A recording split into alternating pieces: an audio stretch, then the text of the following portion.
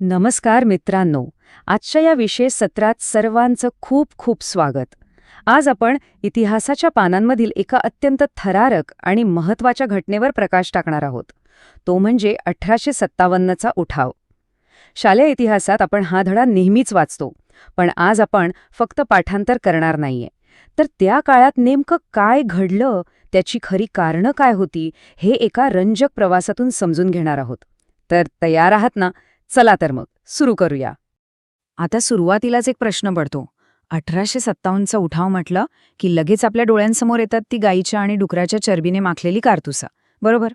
पण खरोखरच एवढ्या एकाच कारणामुळे एवढा मोठा हाहाकार माजला असेल का, की या ठिणगईच्या खाली कित्येक वर्षांचा भयंकर असंतोष एका दारुगोळ्यासारखा साचून राहिला होता? आज आपण याच प्रश्नाचं उत्तर शोधणार आहोत आणि या सोप्या वाटणाऱ्या गृहीतकाच्या थोडं खोलात जाणार आहोत. आजच्या आपल्या या प्रवासाची रूपरेषा अगदी साधी आहे. आपण पाहणार आहोत मंगल पांडे यांच्या रूपाने पडलेली ठिणगी, त्यानंतर शेतकऱ्यांची झालेली भयंकर आर्थिक दुर्दशा, आदिवासी बांधवांचा त्यांच्या जमिनीसाठीचा लढा, या उठावाचा देशभरात झालेला प्रसार आणि शेवटी या महान उठावाचे नेतृत्व करणारे चेहरे. भाग 1. मंगल पांडे. एक ठिणगी, बॅरकपूरमधील कारणांचा शोध. आता बघा, 1857च्या सुरुवातीला बॅरकपूरच्या छावणीत नेमकं काय घडलं हे समजून घेण्यासाठी आपल्याला थोडं मागे जावं लागेल. वर्ष होतं 1856. ब्रिटिश गव्हर्नर डलहौसीने व्यपगत सिद्धांताचा वापर करून अवध संस्थान खालसा केलं. आता यात विशेष काय, तर बेंगाल आर्मीमधील बहुतांश सैनिक हे याच अवध भागातून आलेले होते. साहजिकच त्यांच्यात प्रचंड चीड निर्माण झाली होती. याच तणावाच्या वातावरणात 29 मार्च 1857 रोजी बॅरकपूरमध्ये मंगल पांडे यांनी ब्रिटिश अधिकाऱ्यांवर थेट हल्ला केला. परिणामी 8 एप्रिलला त्यांना फाशी देण्यात आली. आणि मित्रांनो, याच घटनेने एवढा मोठा स्फोट घडून आणला की अवघ्या एका महिन्यात म्हणजेच मे 1857मध्ये मेरठमधील सैनिकांनी मोठा उठाव करून थेट दिल्लीवर ताबा मिळवला. आता इथे एक खूपच रंजक आणि अभ्यासावी अशी गोष्ट आहे. इतिहासाकडे पाहण्याचे 2 अगदी वेगळे दृष्टिकोन आपल्याला पाहायला मिळतात. ब्रिटिशांच्या नोंदीनुसार पाहिलं तर ते मंगल पांडे यांना भांगेच्या नशेत असलेला आणि एकट्यानेच बंड करणारा एक माथेफिरू सैनिक मानतात.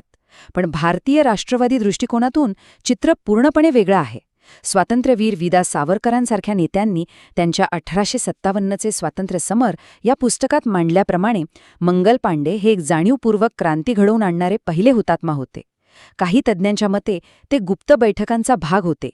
आपण इथे कोणतीही बाजू घेत नाही आहोत, पण इतिहासातील हे 2 वेगवेगळे पैलू समजून घेणं खरंच खूप महत्त्वाचं ठरतं. भाग 2. शेतकऱ्यांची आर्थिक दुर्दशा, वसाहतवादी कर प्रणालीचा दारुगोळा. मंगल पांडे यांनी टाकलेल्या ठिणगीचा स्फोट का झाला, याचं खरं कारण या दारुगोळ्यात दडले. आणि हा दारुगोळा होता शेतकऱ्यांची आर्थिक परवड. ब्रिटिश ईस्ट इंडिया कंपनीने जुलमी महसूल पद्धती आणि मनमानी जमीनदारी लादून शेतकऱ्यांना अक्षरशः देशोधडीला लावलं होतं. शेत जमिनींवर एवढा भयानक कर होता की विचारू नका. आणि लक्षात घ्या, जे सैनिक सैन्यात होते ते मुळात गणवेशातील शेतकरीच होते ना, त्यामुळे त्यांच्या गावावर, कुटुंबावर होणारा अन्याय त्यांना थेट जाणवत होता. शिवाय नीळ आणि कापड व्यापारावर ब्रिटिशांनी आपली मक्तेदारी प्रस्थापित केली, ज्यामुळे आपले स्थानिक कारागीर आणि संपूर्ण ग्रामीण अर्थव्यवस्थाच अक्षरशः कोलमडून पडली. तत्कालीन परिस्थिती किती भयंकर होती याचा अंदाज आझमगडच्या जाहीरनाम्यातील या ओळींवरून येतो. त्यात स्पष्ट म्हटले की ब्रिटिश सरकारवर सर्वोत्तम आणि मौल्यवान वस्तूंच्या व्यापारात अन्यायकारक मक्तेदारी टिकून ठेवल्याचा आरोप आहे, ज्यामुळे लोकांसाठी फक्त क्षुल्लक व्यापार उरलाय. याचा साधा सरळ अर्थ असा की लोकांच्या मनातील राग फक्त धार्मिक किंवा लष्करी कारणांपुरता मर्यादित नव्हता. तो पोटापाण्याचा प्रश्न होता, त्यांच्या उद्ध्वस्त झालेल्या उपजीविकेचा प्रश्न होता. भाग 3. आदिवासींचा लढा आणि जमीन, पारंपरिक जंगलांचे रक्षण. आता आपण एका अशा घटकाकडे वळणार आहोत ज्याच्याबद्दल इतिहासाच्या पुस्तकांमध्ये अनेकदा पुरेशी चर्चा होत नाही. तो म्हणजे आपल्या आदिवासी बांधवांचा प्रखर लढा. ब्रिटिशांनी अत्यंत जाचक असे जमीन आणि जंगल कायदे आणले. विचार करा, जी जंगले आदिवासींची पिढ्यानपिढ्या हक्काची जागा होती, तिथल्या त्यांच्या पारंपरिक अधिकारांवर गदा आणली गेली. त्यांच्या करमुक्त जमिनींवर अचानक भारी कर लादले गेले. हक्काची जमीन आणि उदरनिर्वाहाचे साधनच हिरावून घेतल्यामुळे आदिवासी समाजात जो भयंकर संताप उफाळून आला तो शब्दात सांगणं कठीण आहे. आणि हा विरोध काही रातोरात उभा राहिला नाहीये. 1857च्या मुख्य उठावाच्या कितीतरी आधीपासून आदिवासींनी शड्डू ठोकले होते. याचे एक उत्तम उदाहरण म्हणजे महाराष्ट्रातील उमाजी नाईक. त्यांनी रामोशी जमातीचे आणि स्थानिक तरुणांचे नेतृत्व करत इंग्रजांच्या अन्यायकारक राजवटीविरुद्ध अगदी सुरुवातीच्या काळातच एक अत्यंत तीव्र आणि सशस्त्र लढा उभारला होता. ब्रिटिशांनी त्यांना 1832मध्ये फाशी दिली असली तरी त्यांचा हा त्याग आणि प्रतिकार इतिहासात सुवर्णाक्षरांनी कोरला गेलाय. आणि आपण इथे पाहू शकता, या लढ्याची व्याप्ती किती मोठी होती हे सहज लक्षात येतं. हे लोण फक्त एका राज्यापुरतं मर्यादित नव्हतं. बिहारमध्ये संथाळ, महाराष्ट्रात भिल्ल, कोळी आणि रामोशी, छोटा नागपूरमध्ये कुलाम, तर ओडिशामध्ये गोंड आणि पाईक अशा देशभरातील अनेक आदिवासी समूहांनी ब्रिटिशांविरुद्ध जोरदार शड्डू ठोकले होते.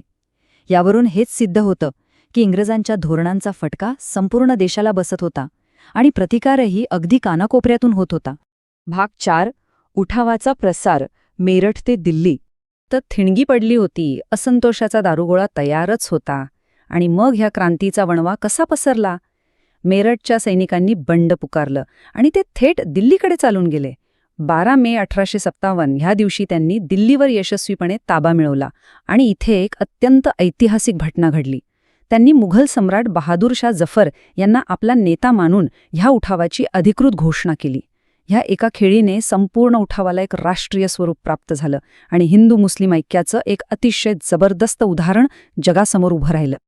भाग 5. उठावाचे नेते, प्रतिकाराचे प्रमुख चेहरे.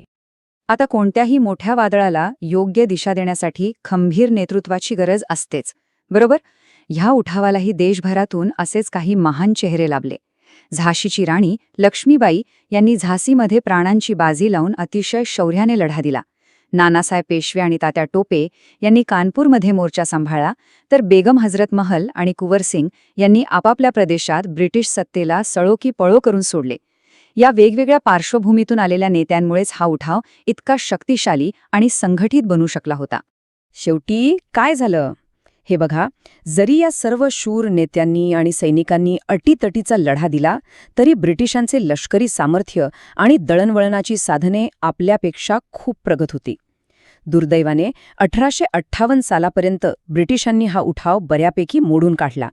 पण मित्रांनो, हा उठाव व्यर्थ गेला नाही. या एका महाभयंकर धक्क्याने ईस्ट इंडिया कंपनीची भारतातील राजवट कायमची संपुष्टात आली आणि भारताचा कारभार थेट ब्रिटिश राणीच्या हाती गेला. ही एक खूप मोठी उलथापालथ होती. तर मित्रांनो, या संपूर्ण विश्लेषणाच्या शेवटी आपण एका अत्यंत महत्त्वाच्या प्रश्नावर येऊन थांबतो. जरी 1857चा उठाव लष्करीदृष्ट्या यशस्वी झाला नसला तरी 1857च्या या आर्थिक तक्रारी, आदिवासी बांधवांचा अटीतटीचा लढा आणि सर्व नेत्यांच्या एकत्रित प्रयत्नांनी भविष्यातील स्वातंत्र्य चळवळीचा पाया नेमका कसा रचला बरं? या उठावाने भारतीयांच्या मनात स्वातंत्र्याची जी ठिणगी टाकली, तिनेच पुढच्या 100 वर्षांच्या लढ्याला ऊर्जा दिली का? यावर नक्की विचार करा. आजच्या या माहितीपूर्ण प्रवासात सोबत राहिल्याबद्दल खूप खूप धन्यवाद. आपण पुन्हा भेटूया अशाच एका नव्या आणि रंजक ऐतिहासिक विश्लेषणासोबत.